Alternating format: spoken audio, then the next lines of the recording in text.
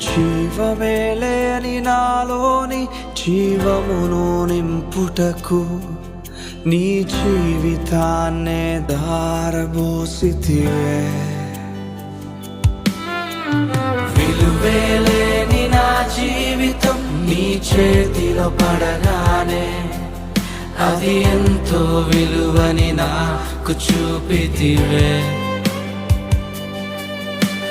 జీవమే లేని నాలోని జీవమును నింపుటకు నీ జీవితాన్నే ధారబోసితివే. నీది శాశ్వత